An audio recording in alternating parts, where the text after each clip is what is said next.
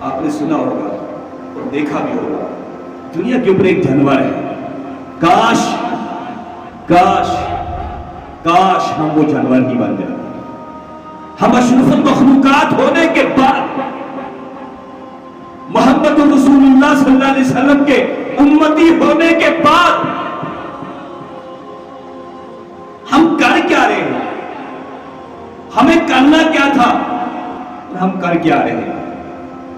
ہم سنتے کیا ہے اور ہم کرتے کیا ہے؟ ایک جانور ہے دنیا کے اوپر جس کو لوگ ناقص سمجھتے ہیں، جس کو لوگ منحوس سمجھتے ہیں۔ اعلیٰ میں آپ کو ایک بات بتاؤں، کسی نے کسی سے سوال کیا اللہ کے بزرگ سے کہ منحوس دن کون سا ہے، تو اس نے پتہ کیا جواب دیا؟ کہا منحوس دن وہ ہے جس دن جو آدمی صبح کی نماز نہیں پڑھے گا اس کے لیے وہی دن منحوس دن۔ کسی دن کو منحوس کہنا، کسی انسان کو منحوس کہنا، یہ بالکل شریعت کے خلاف ہے، گناہ ہے۔ اکثر لوگ کہتے ہیں میں فلاں آدمی کے منہ لگ گیا تھا صبح صبح، میرا کام نہیں ہوا۔ اے اللہ کے بندے، تو نے سوچا تھا کہ جب تو صبح کو اٹھا تیرا یہ سر، تیری یہ جبین اللہ کے سامنے جھکی تھی؟ کیا تو نے سجدہ کیا تھا؟ اور تو کسی اللہ کی مخلوق کو منحوس کہہ رہا ہے اور اپنے آپ کو نعوذ باللہ شیطان کی طرح بڑا مانتا ہے۔ منحوس تو خود ہے کیونکہ تو نے صبح کو سجدہ نہیں کیا ہے۔ منحوس تیرے لیے دن تب بنا جب تو صبح اٹھا، تو نے اللہ کے سامنے اپنے سر کو سجدے میں نہیں رکھا۔ فرماتے وہ ایک جانور ہے جس کو ہم لوگ اکثر اس جانور کو نیچ نظر سے دیکھتے ہیں اور اس جانور کو الو کہا جاتا ہے۔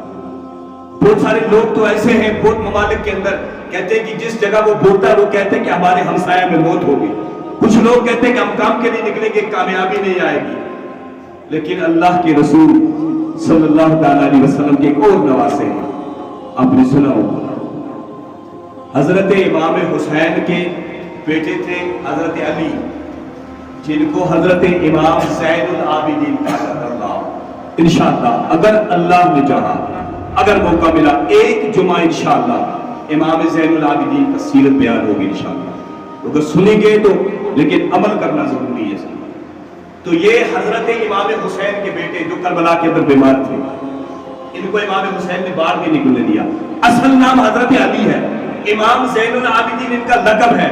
ان کے بیٹے امام باقر ہیں اور امام باقر کے بیٹے امام جعفر صادق ہیں۔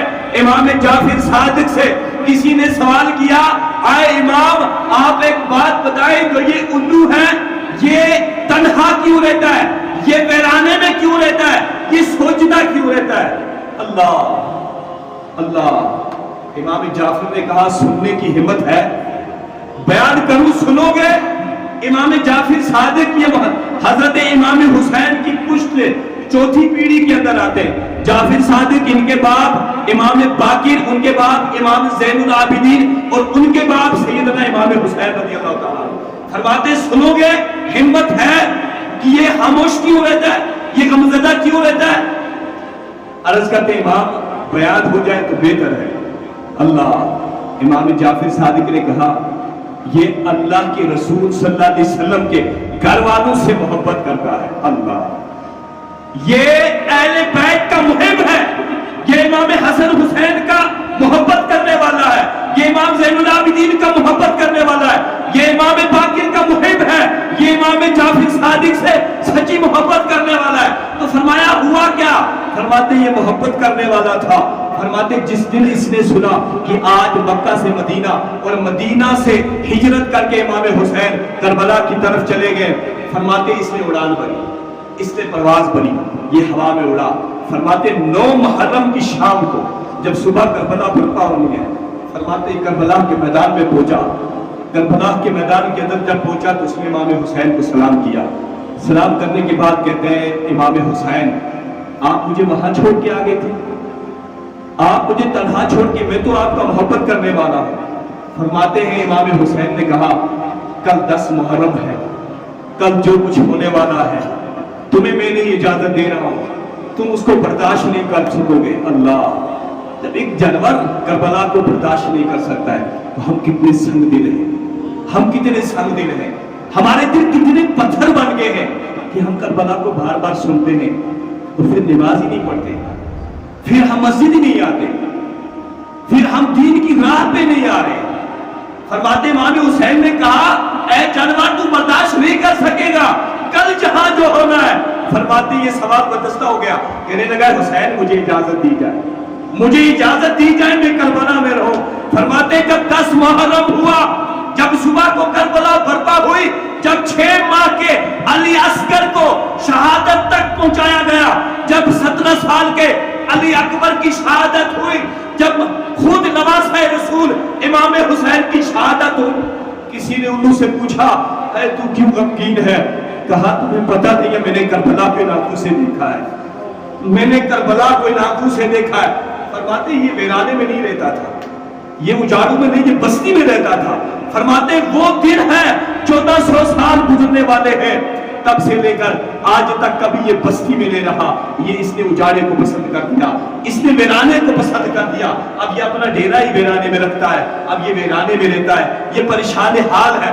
تب سے لے کر آج تک ایک جانور ہونے کے ناطے وہ سوچ رہا ہے کہ ان کے ساتھ کتنا ظلم ہوا، اور ایک امتی ہونے جس پہ ان کی محبت واجب ہو، جس انسان پہ محمد رسول اللہ صلی اللہ علیہ وسلم کے گھر والوں کی محبت واجب ہو، اور وہ سمجھے اس کو غم نہ ہو، اس کو اثر ہی نہ ہو۔ امام حسین نے کربلا کے میدان کے اندر اپنے سر کو کٹوایا لیکن نماز کو نہیں چھوڑا۔ افسوس ہے، ہم سے تو بہتر وہ اٹھنی ہے جس کا مالک آیا اور عرض کرنے کا یا رسول اللہ میری اٹھنی ہر رات روتی رہتی ہے، صبح تک روتی رہتی ہے، اتنے زور سے چلاتی ہے کہ ہمیں وہ نیند نہیں کرنے دیتی۔ آقا علیہ السلام نے کہا تھوڑا لے کے دے آؤ، خبر لے لے کیوں روتی ہے۔ اللہ اٹھنی کو جب پیش کیا گیا، اٹھنی سے محمد رسول اللہ نے پوچھا اے اٹھنی کیوں رو رہی ہے، کیا وجہ ہے، تیرے رونے کی وجہ کیا ہے، کیوں رو رہی ہے؟ اٹھنی نے کہا یا رسول اللہ صلی اللہ علیہ وسلم مجھے یہ گھاس بھی اچھی طرح سے ڈالتا ہے، مجھے پانی بھی پلاتا ہے، میری خدمت اچھی طرح سے کرتا ہے، مجھ پہ زیادہ بوجھ بھی نہیں ڈالتا، پھر وجہ کہ آپ کو ستم نہیں ہے، ظلم نہیں ہے، آپ کی رکھوالی اچھی طرح سے ہو رہی ہے، آپ کی پرورش ہو رہی ہے، تو آپ کیوں رو رہی ہو؟